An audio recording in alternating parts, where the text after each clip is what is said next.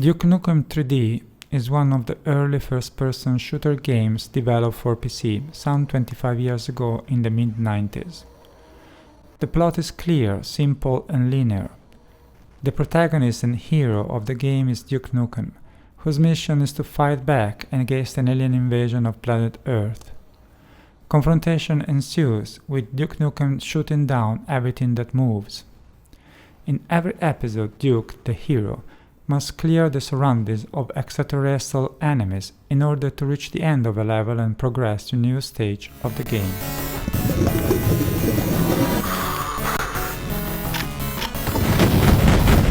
Before proceeding further, I need to specify that in this paper I take under examination the Duke Nukem 3D Atomic Edition 1996, considered the standard version of the game without any adds-on from expansion packs. Duke Nukem is always alone in his quest.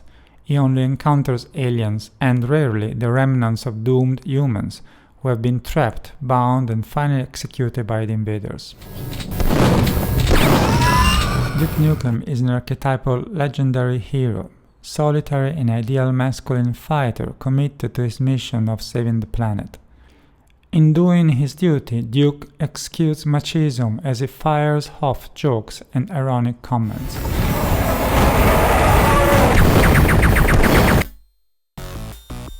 He is white, blonde, sunglasses always on, possessed a well-tanned bodybuilder physique, with the attitude of the consummate military man.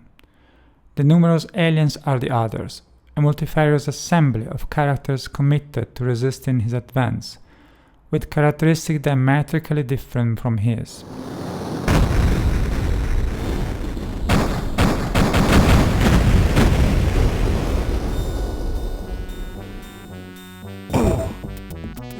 I correlate the use of sounds in this classic first-person shooter video game with the philosopher Michel Foucault's discourse on discipline and punishment, and Gilbert Simondon's notion of individuation.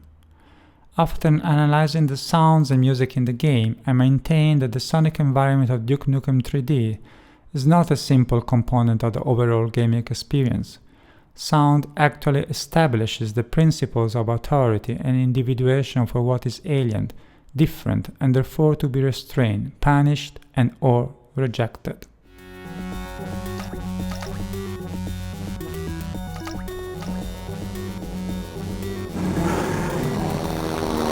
In Duke Nukem, different species of aliens are characterized by recognizable and defined sounds. Sounds which texturize the temporality of the game by punctuating and often anticipating the presence of alien creatures' antagonists. A constellation of different species that emit distinctive and peculiar sounds. The virtual space unfolds through a soundography defined as mapping space through sounds of creatures to be met, fought and punished for having invaded planet Earth.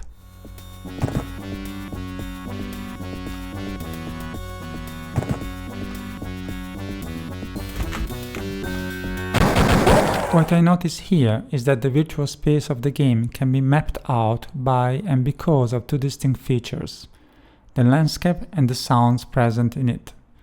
These two aspects coexist but do not always overlap. The space design is fixed and once navigated offers no surprises or variations in case of a second journey throughout it.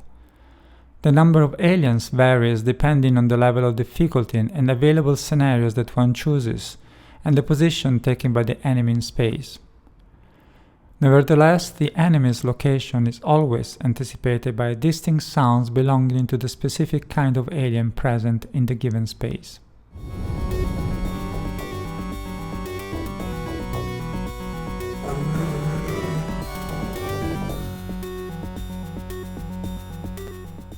While navigating the game space, we often hear the alien sounds before we encounter the aliens themselves. I might be in a room or a corridor, while an invader is in the next room or at the end of a corridor or behind a shut door. A soundographic map, as opposed to traditional cartography, emerges. The game can be mapped through aural cues given by the sound of enemies rather than by visual cues from the graphics. The two systems of mapping the space, cartography and soundography, work concurrently to allow the player to navigate the game.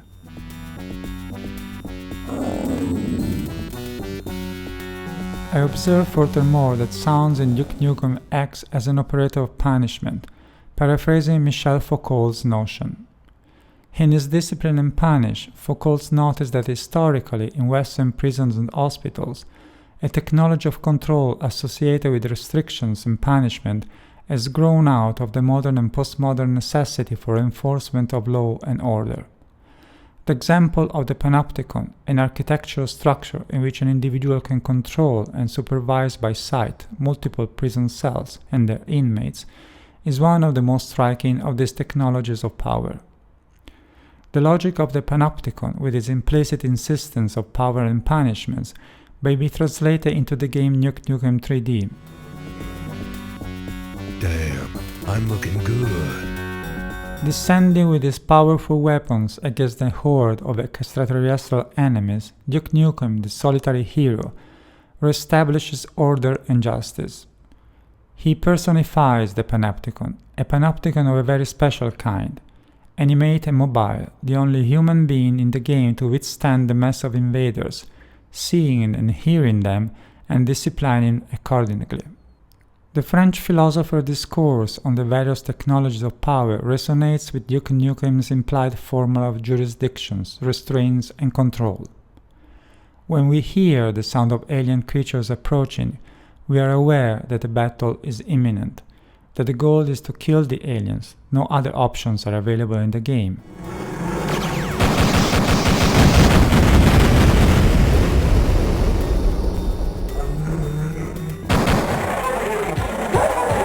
Anything that moves beside ourselves as Duke Nukem's alter ego must be taken down. Simondon's principle of individuation come into play here.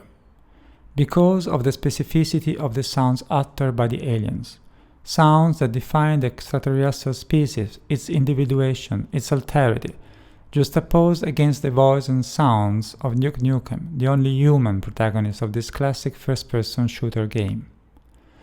According to Simondon, individuation is never in isolation or mine alone. It always posits itself as individuation of a group to which I relate, and to which I belong precisely through my relationship. Therefore, I participate in individuation through my engagement with the group itself, with others and with objects.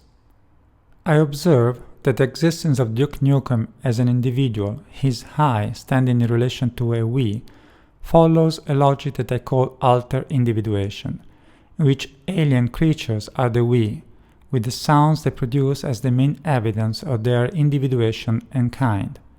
Here, the existence of Duke as a singularity, within a plurality of individuals, is granted only by the existence of alien we. The Simondonian alien group who engage Duke, the latter related to the aliens thought he is not an alien, and vice versa. A principle of alter-individuation emerges, a relation of opposites, of ineluctable differences in which the sounds emitted by the aliens operates to reinforce their alterity throughout the game.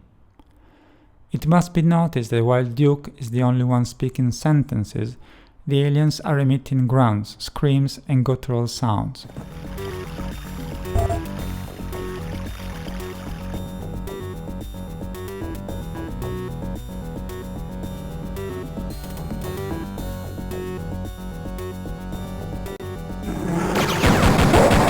The principle of alter-individuations operates within a hierarchy of multiple antitheses. Duke is human, the invaders are non-human. Duke speaks, the alien grunt. Duke is healthy and good-looking, the extraterrestrials are ugly and deformed. Duke is one, the aliens are many. Two terms of a duality of power. An alien presence must intrude into the system to evoke the exercise of control. The existence of the aliens as perpetual antagonists justifies an apparatus of jurisdiction or control. Moreover, Duke Nukem 3D borrows and explicitly quotes visuals and sound material from the many action and sci-fi movies, mostly Hollywood productions, made between the 70s and the 90s.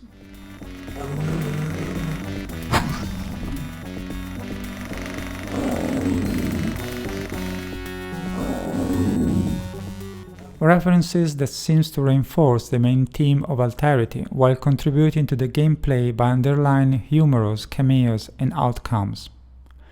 Some of Duke Nukem's lines are taken from an array of movies and different genres, including Alien, Dirty Harry, Evil Dead 2, Full Metal Jacket, Jaws, Pulp Fiction, and They Live. Dead bodies encountered while playing are known characters from various movies. Luke Skywalker, Star Wars, Indiana Jones from the eponymous film Indiana Jones, Snake Plissken, Escape from New York, the Space Marine Doom Guy, protagonist of the video game Doom, and the Smash T-800 from the Terminator movie. Holy cow. In the first episode, a prison cell hides a tunnel behind a poster per the movie The Shawshank Redemption. A monolith on the moon is featured in the second episode, directly quoting Stanley Kubrick's 2001 A Space Odyssey. Early players of the game in the 90s were most probably aware of this multitude of references. These visual, sonic, and textual quotes, the lines spoken by Duke Nukem himself, seems to underscore the gameplay's theme of alterity and authority. They cooperate with the atmosphere of the video game, punctuating both the space and the sonic experience with external associations. With a closer look at its soundtrack and musical themes, I return to the examination of Duke Nukem 3D sounds and its relationship to the formula of punishment and jurisdictions. The main theme opens the game and reappears anytime the player is able to complete a level. It has a quick pace supported by a synth bass line that carries thematic development. Here, all timbres used belong to the expanded paraphernalia of synthetic sounds from popular 80s and 90s synth engines, hardware and software.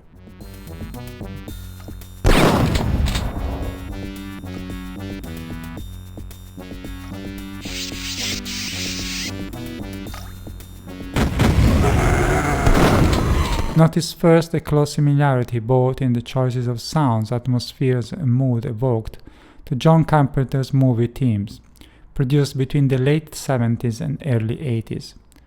I refer specifically to Halloween 1978, The Fog 1980, Escape from New York 1981, A Thing 1982, and Christine 1983. I hear affinities in the way musical material is proposed and developed, the use of drones, and an obsessive repetitiveness of simple thematic patterns.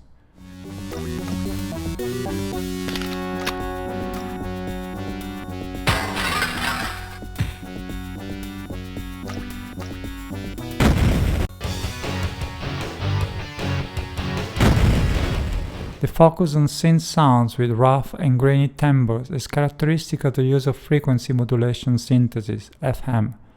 It must also be observed that FM synthesis became the usual setting for games and software for arcade games, consoles and personal computers up throughout the mid-90s.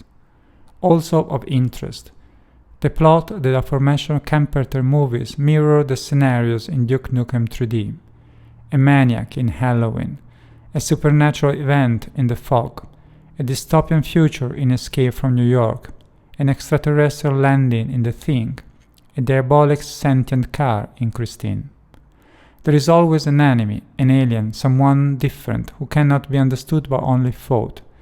The musical theme seems to prepare the audience as Duke Nukem for dangers, confrontation with the unknown in whatever shapes it might take, and supernatural events. During gameplay, another theme appears. This one features a somewhat slower-paced tune with a sort of repetitive rhythm and thematic pattern. Again, it is reminiscent of timbres and musical ideas driven by synthetic sounds that features in Carpenter films. The main theme of the game and the theme during gameplay seem equalized as a sort of dyad. The main theme appears when the player is ready for action and when the mission is accomplished. The gameplay theme appears instead when things are in progress or yet to be done. The matter of tempo or speed seems relevant. The fast theme is associated with action required or yet to be done. The slow theme is associated with action in progress.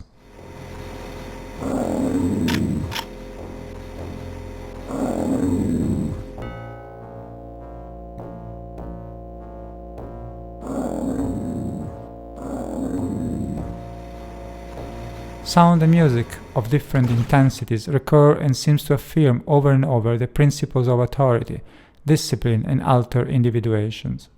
Alienness that must be rejected and punished. A gaming experience modulated by sound cues whose purpose is to guide the player to the sacrificial victims. An egotistical celebration of human primacy over alien life forms.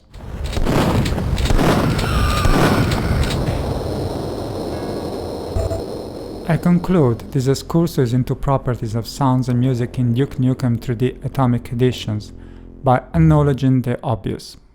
This game has been successful and controversial precisely for its irreverence, for its gameplay that foregrounds violent and erotic elements, for a stereotypical representation of women, not to mention the suggestive humor, pop culture satire, and parody of Hollywood action heroes.